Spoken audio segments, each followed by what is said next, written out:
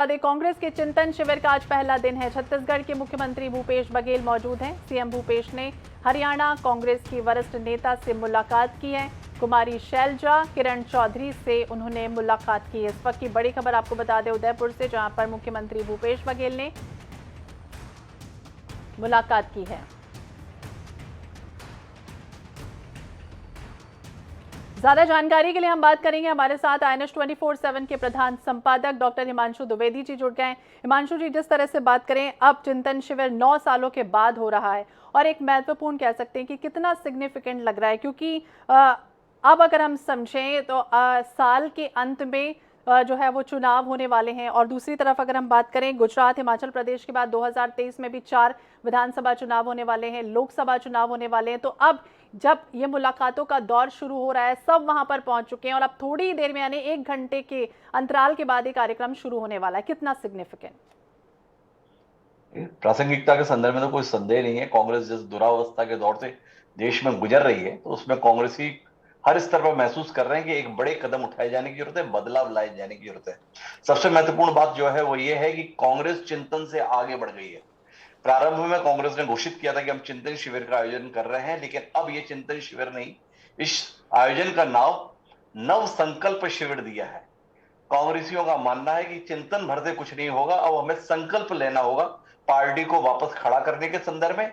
और उनका मानना है कि इस देश की संस्कृति की सही अभिव्यक्ति उनकी पार्टी ही करती है, इसलिए देश को भी बचाने के लिए, देश के संविधान को बचाने के लिए, लोकतंत्र को बचाने के लिए हमें संकल्पित होना पड़ेगा। तो कुल मिलाकर कल शाम से जो कहानी चल निकली है वो यही है। अभी तक के महत्वपूर्ण घटनाक्रम में वो ये है कि सोनिया गांधी तकरीबन 3.5 साल के अंतराल के बाद पहली बार पार्टी के किसी कार्यक्रम में शामिल होने के लिए दिल्ली की सीमा से बाहर निकली है। 2018 में 23 नवंबर को तेलंगाना में एक सभा को उन्होंने संबोधित किया था, जो एक पार्टी का कार्यक्रम था। इसके अलावा 2019 में वह कुछ समय के लिए अपने संसदीय क्षेत्र रायबरेली के लिए गई थी। लेकिन एक पार्टी का विधिवत कार्यक्रम की बात करें तो 3.5 साल बाद सोनिया गांधी एक बार फिर मैदान में सक्रिय हो रही है, जिसके तहत तकरीबन अभी से 1 घंटे पहले वह उदयपुर पहुंची। उदयपुर विमानतल से वह कार्यक्रम स्थल जो अरावली में ताज का होटल है, जहां पर यह शिविर हो रहा है, वहां पर हेलीकॉप्टर के माध्यम से पहुंची, जहां अशोक गहलोत जी के द्वारा उनका स्वागत किया गया। लेकिन महत्वपूर्ण बात जो है वो यह कि अभी तक शिविर शुरू नहीं हुआ है। अभी तक मेल मुलाकातों का दौर ही चल रहा है। अभी लंच ब्रेक है। विधिवत शिविर की शुरुआत दोपहर 2 बजे होगी, जब राष्ट्रीय अध्यक्ष के द्वारा संबोधन दिया जाएगा। और राष्ट्रीय अध्यक्ष के संबोधन के बाद 6 अलग अलग कक्षों में सिलसिला शुरू होगा मंथन का, मनन का, आने वाले समय में उठाए जाने वाले कदमों का। बहुत महत्वपूर्ण आयोजन ये है। महत्वपूर्ण इसलिए क्योंकि कांग्रेसी जो तकरीबन 450 की संख्या में देश भर से इकट्ठे हुए हैं, उन्हें लग रहा है पहली बार शायद खुलकर बात होगी। तो देखिए खुलकर बात क्या हो पाती है। जी हिमांशु जी, कांग्रेस के इतिहास को अगर हम देखें तो अब स्थितियां दिखती हैं कि उम्मीद और निराशा दोनों एक साथ नजर आती है। सोनिया गांधी के नेतृत्व में शुरू हुआ चिंतन शिविर, कई ऐसे अहम प्रस्ताव आए, कई ऐसे फैसले आए जो 21वीं सदी में कांग्रेस के 10 साल के शासन को नींव रखते हुए भी नजर आए हैं। उदयपुर में जिस तरह से दिग्गजों का जमावड़ा लग रहा है, क्या वो गंभीरता नजर आएगी इस समय?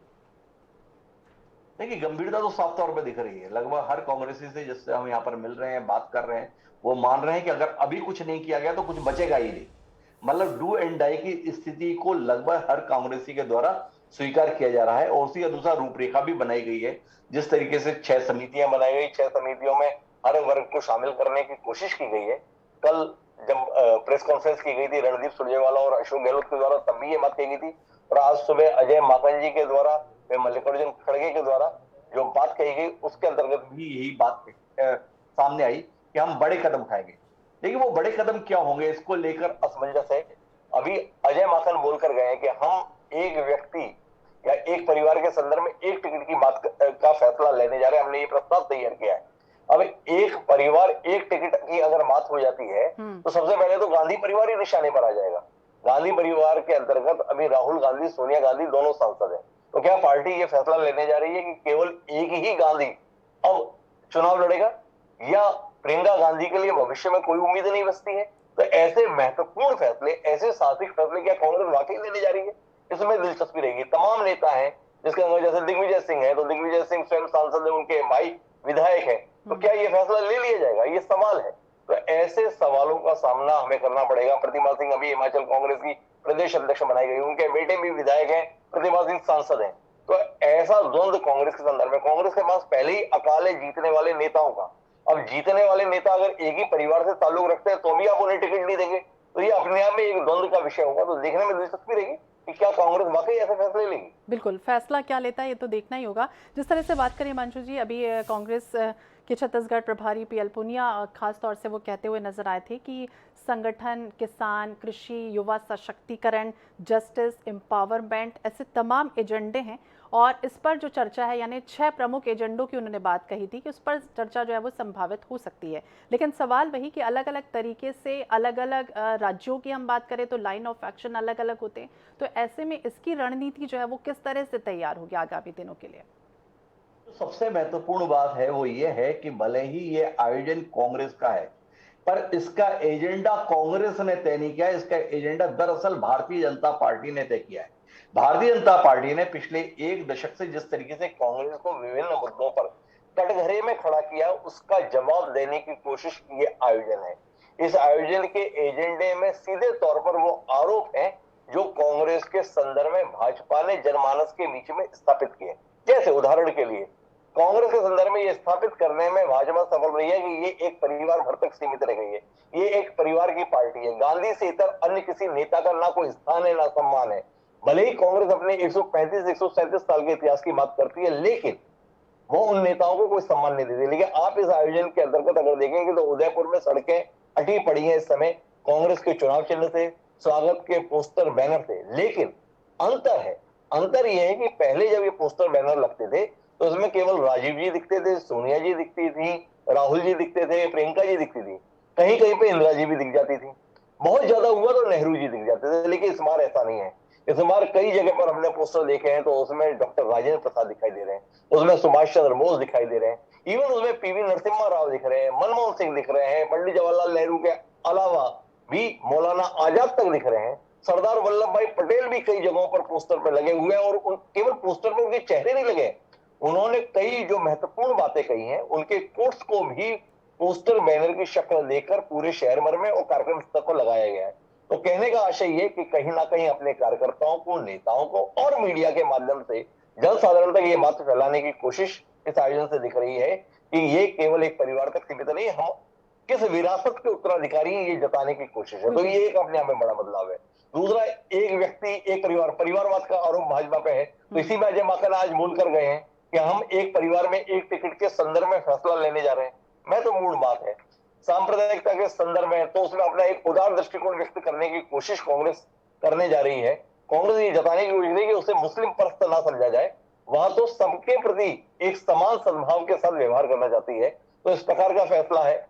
संगठन के स्तर पर बड़े फैसले लिए जाने की कोशिश है, बूथ के स्तर पर और आगे ब्लॉक के स्तर के बीच में मंडल स्तर पर एक गठन करने की कोशिश है। तो कुल मिलाकर हर दृष्टि से बदलाव है, लेकिन ये बदलाव प्रारंभिक बातचीत में है। जब एक बार शिविर 2 बजे शुरू होगा और शाम 7:30 बजे तक जब इस पर डिस्कशन होगा, तो वो डिस्कशन औपचारिक रहा या वाकई डिस्कशन हुआ, शांत माहौल में रहा, गर्म माहौल में रहा, लोगों को केवल सुनने के लिए बुलाया गया है या उन्हें बोलने भी दिया गया है। बोलने दिया गया है तो केवल अपनी जय जयकार बोलने के लिए दिया गया है या असहमति के स्वरों को भी स्थान और सम्मान मिल रहा है, ये जानने में दिलचस्पी है। तो मुझे लगता है कि इस शिविर की वास्तविक जो खबर है उसके लिए हमें शाम तक इंतजार करना चाहिए। मुझे लगता है कि ये शिविर किस दिशा में जा रहा है इसके खुलासा शाम को 6-7 बजे के बाद ही हो पाएगा। सोनिया गांधी जी का उद्बोधन तो पार्टी की चुनौतियों के संदर्भ में ही रहने वाला है, जो उन्होंने CWC में भी कहा था। लेकिन वास्तविक खबर के लिए, असल खबर के लिए, असल दिशा के लिए हमें शाम तक इंतजार करना। बिल्कुल, शाम तक इंतजार तो करेंगे ही, लेकिन कांग्रेस नेता सचिन पायलट ने भी खासतौर से कहा था कि बदलाव जो है वो दिखाई देगा। और दूसरी तरफ अगर हिमांशु जी हम समझें तो पोलराइजेशन का जो मुद्दा है वो कितना इंपॉर्टेंट रहेगा इस समय? देखिए, पोलराइजेशन का तो मसला रहेगा, लेकिन जैसे सचिन पायलट की हम बात करें, कांग्रेस की दिक्कत क्या है? कांग्रेस की दिक्कत केवल भाजपा नहीं है, कांग्रेस की दिक्कत खुद कांग्रेस है। कांग्रेस के अपने नेताओं का आपसी अहम है, वो अहम कल से फिर से एक बार सुर्खियों में है। सचिन पायलट बनाम अशोक गहलोत, राजस्थान की सियासत में भाजपा बनाम कांग्रेस से भी ज्यादा चर्चा का मुद्दा है। वह टकराव अभी भी दिख रहा है। सचिन पायलट और अशोक गहलोत के बीच में टकराव जैसे आयोजन के दौरान भी महसूस हो रहा है।